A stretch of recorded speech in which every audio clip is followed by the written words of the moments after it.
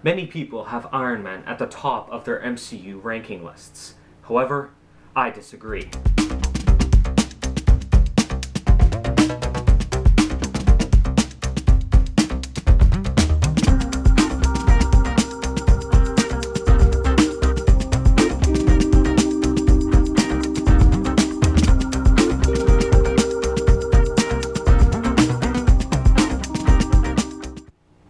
Before I dive into why I think Iron Man is not a good film, please don't forget to like, comment, subscribe, and share this video.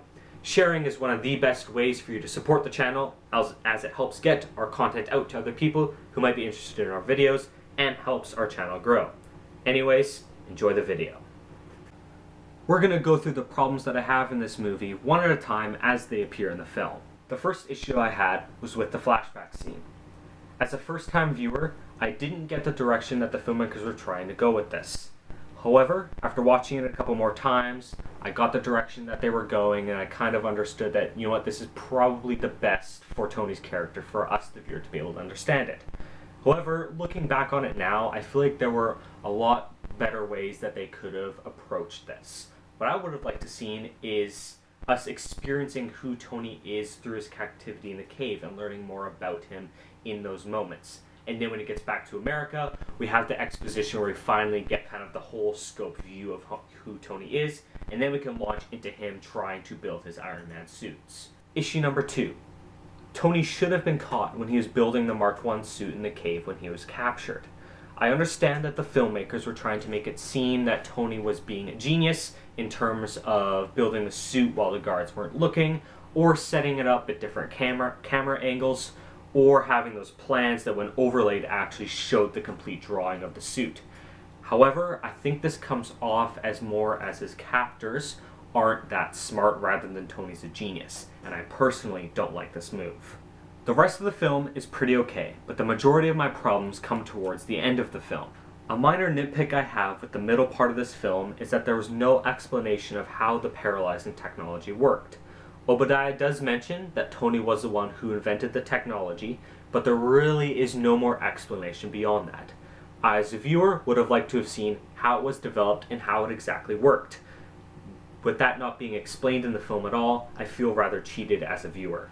My next set of issues come with the movie's main villain, Obadiah Stane. And there are a bunch of comparisons between Obadiah and Iron Man and villains of other Marvel movies that are kind of middle of the road. And this is just one of the reasons why I place Iron Man as a mid-tier film rather than that high-ranking film that others tout it to be. The first problem I have with the villain is that he has no motivation whatsoever. He's just being evil for the sake of being evil. And this doesn't sit well with the viewer. Comes off as rather boring. For example, Caecilius in Doctor Strange has the exact same issue. He's just evil because he's evil. And this doesn't sit well with the viewer. As I said earlier, extremely boring. It doesn't really make a compelling villain. My second problem with Obadiah is that he has the exact same power set as Tony when they're wearing the Iron Man suits. And in the climax, the final battle scene, it's kind of boring. Lack of stakes. I understand that the filmmakers want to do this so they can set up a balanced fight. But when it's a superhero movie, you know the hero is going to win, and this just doesn't work. I'd rather see a villain who's very powerful, and it doesn't seem like the hero has any chance of winning, and he comes up with this ingenious way to outsmart the villain and come up on top at the end of the day. Unfortunately, this doesn't happen in Iron Man. Another example like this would be Red Skull in Captain America: The First Avenger. Same power set as Chris Evans' character, Captain America. Both have superhuman abilities. The final fight, just kind of boring. My third problem with Obadiah is that he has no practice with the Iron Man suit. We go throughout this whole movie seeing Tony Stark trying out the suit, trying flying, trying new specs, and it takes him quite a while to get used to the suit and get it battle ready. With Obadiah, we don't see this. We don't see him put on the suit once until the final battle, and it seems like he already has complete control of the suit and has mastered it. And, you know, realistically, this wouldn't happen. As you see with Tony, it takes him a long time to get used to the suit. Speaking of Obadiah, I'm not a fan how he turns out to be the main villain of this film. Throughout the beginning of the movie, we see the Ten Rings, the terrorist group, being set up as the villain for Tony Stark. And I feel like that should have continued for the rest of the movie. That twist of revealing that Obadiah is the main villain, I don't like this. When you set up something at the beginning of the film, I would love to see it carried out through the rest as a payoff for the viewer. So what I would have rather have seen for this movie would have been for, we have Tony being captured by the terrorists, right? They make him build his weapon, what is it called? The Jericho, right? He escapes, uses the Iron Man suit to escape, go back to the US military, gets a plane back to America. In the meantime, while Tony's perfecting his suit, I would have loved to see the Ten Rings, as we kind of got a glimpse of it.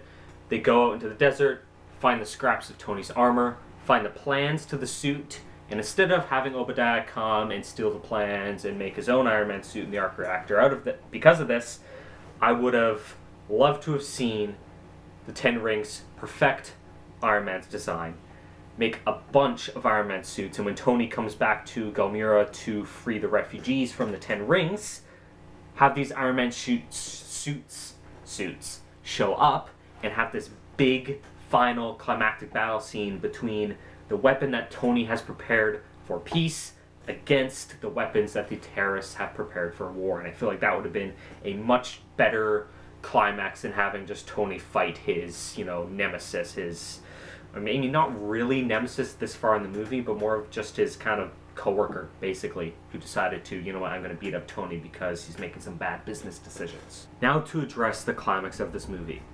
I have 3 specific problems with the end fight scene. The first of which being the video game level of dialogue. This is a problem that comes up so often in superhero movies. You saw that in Wonder Woman with, what's his face? Ares saying, "I will destroy you." What kind of dialogue is that? In Iron Man, we have Obadiah saying, "I've made some upgrades of my own," when Tony starts flying off into the stratosphere. Come on. The writers could have done so much better than this. My second problem was the pseudo-sacrifice that Tony made when Pepper blew up the arc reactor. I believe Tony knew that he would survive this explosion. He is way too self-centered at this point in the movie to make a sacrifice to save the people around him. I think he knew that he would survive this explosion, and he just told Pepper to do it because he knew that was the best way to destroy Obadiah and his suit while remaining alive himself.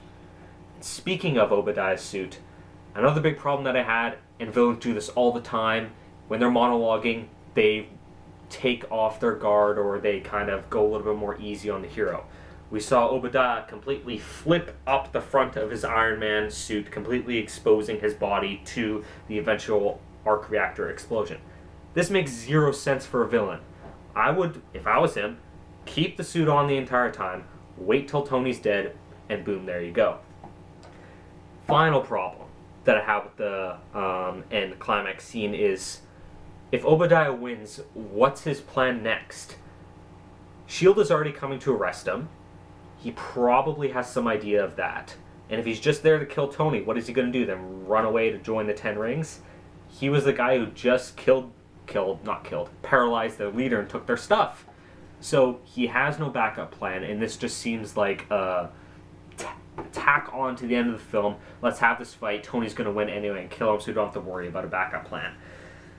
As a viewer, I don't really sit well with this, and I think they could have done a much better ways to explain exactly why Obadiah is going after Tony, besides revenge or other said reasons. And I feel like the writers and the filmmakers could have done a much better job at setting up the villain for this end fight scene.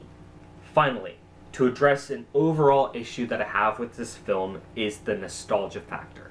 I feel like the reason why people hold this movie in such high esteem is because it kicked off the MCU.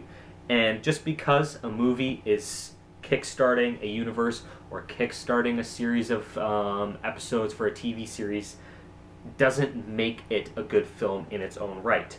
We look at Fellowship of the Ring, A New Hope, Episode 1 of Stranger Things, the first Toy Story movie. They aren't the best movies and episodes in their respective franchises. We just think they're so good because they kick off what comes after. We fall in love with them because of it.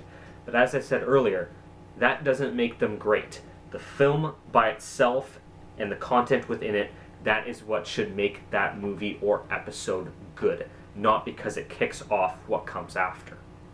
We all seem to have this image in our heads that the first movie out of a trilogy or the first season out of multiple seasons of a TV series is the best out of their counterparts.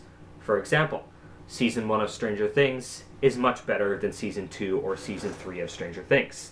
Finding Nemo, exceedingly better than Finding Dory.